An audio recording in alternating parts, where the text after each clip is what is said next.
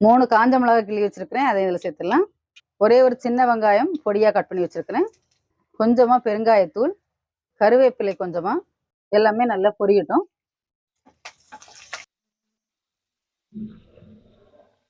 கடுகு, காஞ்ச மிளகாய் எல்லாம் வந்து வதக்கியாச்சு. இப்போ நம்ம ரெடி பண்ணி வச்சக்கூடிய மோர் குழம்பு வந்து இதில் சேர்த்துடலாம்.